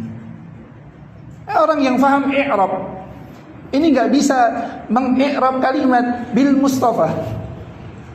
Bahkan kami pernah diskusi dengan salah satu guru yang kami dulu belajar imriti kepada beliau, bagaimana mengi'rab bil Mustafa. Al-Mustafa ini dikembalikan kepada siapa? Kalau dikembalikan kepada Allah, ya Rabbi, kepada Rabb, maka apakah ada nama Allah Azza wa Jalla Al-Mustafa? Ternyata enggak ada. Dia enggak bisa bilang, yo dewe ora ngerti, wallahu taala alam. Senjata terakhir, subhanallah. Kita pernah diskusi dengan saudara kami, subhanallah. Maka ketika antum diberikan kemudahan untuk memahami apa itu tauhid, apa itu syirik, bersyukurlah kepada Allah Azza wa Jalla. Ada orang yang dia punya kemampuan di atas kebanyakan kaum muslimin, tapi tidak bisa memahami tentang apa itu tauhid, apa itu syirik. Lihat para gus-gus. Lihat, ada banyak dai-dai kondang yang mereka bahasa Arabnya mumtaz, tapi berdoa masih apa? Ya Rabbi bil Mustafa baligh maqasidana waghfir lana ma madha ya wasi'al karami. Ya, mereka kalau baca Maulid Al-Barzanji, Maula ya sholli wa sallim daiman abada, Masya Allah. Sampai hafal Al-Barzanji itu, sampai langgam-langgamnya mereka hafal. Tapi mereka tak bisa memahami tentang apa? Doa yang syar'i dan doa yang syirik, mereka tak bisa faham. Karena itu ahibati fillah, a'azzani Allah wa iyyakum ajma'in. Kemudian wa tuqimus shalah, mendirikan salat. Kemudian menunaikan zakat, berpuasa di bulan Ramadan dan haji ke Baitullah. Kemudian beliau berkata, Nabi sallallahu alaihi wasallam beliau berkata, ala adulluka ala abwabil khair, maukah engkau aku tunjukkan kepada pintu-pintu kebaikan. Berarti kebaikan ini yang sifatnya wajib, kemudian yang ini adalah sunnah, sebagaimana hadis tentang auliya illah. Ini hadis tentang auliya illah, wali-wali Allah Azza wa Jalla. Ini hadis yang disebutkan oleh Imam Bukhari dan Imam Muslim tentang ciri-ciri wali Allah Azza wa Jalla. Mereka kata Nabi sallallahu alaihi wasallam, as-saumu junnah, puasa itu adalah perisai.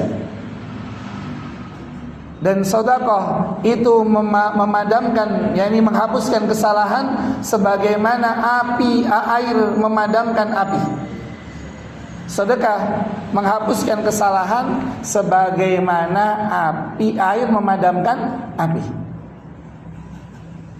Kemudian kata Nabi sallallahu alaihi wasallam, dan salatnya seseorang di kegelapan malam. Maka di antara tanda baiknya seorang muslim adalah dia berpuasa, kemudian dia bersedekah, kemudian dia salat di waktu malam, yakni di tengah malam. Ketika wan nasu niyam, dalam riwayat yang lain ada tambahan apa? Ketika manusia tertidur. Ini termasuk amalan saleh. Karena itu Syekhul Islam Ibnu Taimiyah rahimahullah taala beliau mengatakan, Al-Imam Ibnu Qayyim menukilkan bahwasanya barang siapa yang tidak diberikan kemudahan untuk berpuasa di siang hari, kemudian tidak mampu untuk salat di malam hari, maka menangislah dosa apa yang engkau kerjakan sehingga Allah Azza wa Jalla halangi engkau daripada kebaikan. Ini puasa di waktu siang, kemudian salat di waktu malam, ini adalah tanda kebaikan. Dan ini adalah ciri daripada orang-orang salih. Lihat Imam Abu Hanifah rahimahullah ta'ala, beliau berpuasa, yakni puasa dahar, puasa sepanjang tahun. Beliau siangnya berpuasa, malamnya beliau hidupkan dengan salat, sebagaimana dalam biografi beliau rahimahullah ta'ala. Saat kita belum bisa sebagaimana beliau, minimal apa? Witir. Maka dia disebutkan dalam matan Nabi Syuja', dikatakan wa min sunnatin muakkadatin, dan di antara sunnah-sunnah muakkadah, yang hendaknya seorang itu mengerjakannya. 5 raka'atin qabla naumin, 5 rakaat sebelum tidur. Yani 2 rakaat ba'da isya dan 3 rakaat witir. Kalau nggak bisa di akhir, di awal. Maka jangan sampai seorang muslim itu mereka meninggalkan 2 perkara, puasa di waktu siang dan salat di waktu malam. Maka kalau diberikan kemudahan, maka Nabi sallallahu alaihi wasallam telah katakan, maukah engkau aku tunjukkan pintu-pintu kebaikan. Karena mereka yang mengerjakan akan dibukakan kebaikan-kebaikan lagi yang lebih luas dibandingkan apa yang telah dia kerjakan. Karena itu ahibati fillah, azani Allah wa iyyakum ajmain. Contoh, dia puasa di waktu siang, maka di tengah-tengah puasa dia pasti memperbanyak berdoa. Benar enggak? Kemudian membaca Al-Qur'an. Kemudian dia menahan dirinya daripada berbuat maksiat yang dapat membatalkan pahala puasanya dia. Maka mereka yang qiyamul lail, maka mereka mengumpulkan kebaikan yang banyak. Maka jangan sampai kita terhalangi daripada kebaikan-kebaikan ini. Barakallahu fikum wa assalamualaikum ilaikum. Kemudian Nabi sallallahu alaihi wasallam ada masalah. Oh ya, masih. Kemudian Nabi sallallahu alaihi wasallam beliau membacakan ayat tatajafa junubuhum 'anil madaji'i yad'una rabbahum sampai ayat ya'malun di surat As-Sajdah ayat 16 ayat 17. Kemudian beliau berkata, "Ala ukhbiruka bi ra'sil amri wa 'amudihi wa dirwati sanami." Maukah engkau aku tunjukkan dengan terhadap pokok daripada seluruh perkara, tiangnya dan puncak daripada agamanya. Maka Muadz bin Jabal radhiyallahu taala anhu berkata, "Bala ya Rasulullah, tentu ya Rasulullah." Kemudian beliau berkata, "Ra'sul amri al-Islam." Pokok daripada seluruh perkara adalah Islam. Maka kalau ada orang jujur tapi enggak muslim, maka tidak bermanfaat kejujurannya. Nah, besok kalau antum pemilu, pilih yang muslim. Mau ada orang yang enggak jujur tapi dia enggak muslim, maka tidak ada kebaikan baginya.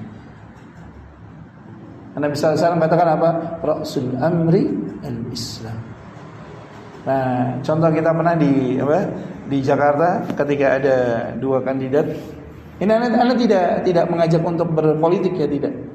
Tapi kalau antum disuruh memilih, maka pilihlah yang pertama adalah Muslim. Karena kita tinggal di negeri yang sistem yang seperti ini.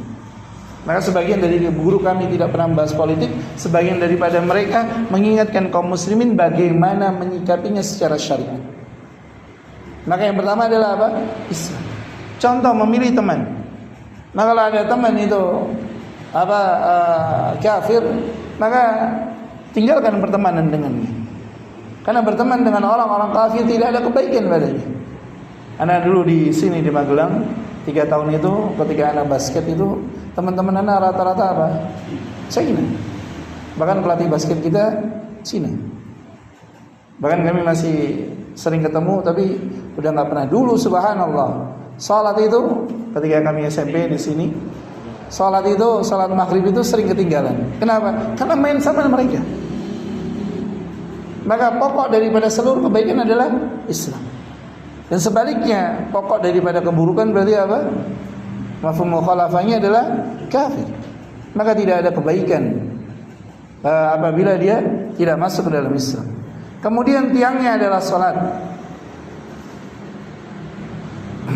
Dan yang menjadi musibah hari ini, orang yang meninggalkan salat tetap dianggap Islam. Bahkan orang yang meninggalkan salat dianggap hanya melakukan dosa kecil. Tapi nek ninggal ke tahlilan karo yasinan itu so gede. Subhanallah. Ini musibah hari ini. Kenapa? Karena tidak memahami tentang agama yang benar. Jadi agama seakan-akan hanya hanya yasin dan tahlil. La haula wala quwwata illa billah. Maka tiangnya adalah salat. Kemudian puncak daripada agamanya adalah jihad. Dan kami mendapati ada banyak guru-guru kami yang mereka menggabungkan hal ini. Menggabungkan tentang Islam, kemudian menggabungkan tentang salat dan menggabungkan tentang jihad. Subhanallah. Semoga Allah Azza wa Jalla berikan kemudahan kepada kita untuk bisa mengamalkan apa yang Nabi sallallahu alaihi wasallam katakan. Kemudian Nabi sallallahu alaihi wasallam beliau mengatakan, "Maukah aku kabarkan terhadap perkara yang menjaga hal itu seluruhnya?" Maka Nabi sallallahu alaihi wasallam Muadz bin Jabal beliau berkata, "Tentu ya Rasulullah sallallahu alaihi wasallam." Kemudian beliau berkata sallallahu alaihi wasallam, fa akhadha bi lisanihi, sambil beliau memegang lisannya. Dan ini lihat bagaimana beliau sallallahu alaihi wasallam ketika mengajarkan kebaikan, beliau totalitas di dalamnya. Kalau ada orang yang bilang bahwa saya dalam agama ini masih membutuhkan tambahan, ini akibat apa? Kurangnya di dalam belajar. Itulah bagaimana Nabi sallallahu alaihi wasallam jelaskan sampai sedetail ini dalam hadis yang singkat ini. Nabi sallallahu alaihi wasallam katakan, maukah engkau aku jelaskan tentang perkara yang menjaga keseluruhan hal tersebut? Kemudian beliau jelaskan dengan cara apa? Beliau memegang lisannya. Kemudian beliau berkata, kuffa alaika hada, jagalah olehmu hal ini. Ya, ini jagalah apa? Lisan. Beliau mengambil apa? Lisannya, kemudian beliau katakan, jagalah oleh kalian hal ini. Maka Muadz bin Jabal radhiyallahu taala anhu berkata, "Ya Nabi Allah, wahai Nabi Allah, apakah kita benar-benar akan diazab dengan sebab apa yang kita katakan dengannya?" Lihat, ada manusia hari ini yang dia berani menukar Al-Quran dengan miras. Subhanallah. La haula wala quwwata illa billah. Fadhal adzan. Fadhal muadzin. Atau Aslam, antum yang megang ini. Ini biar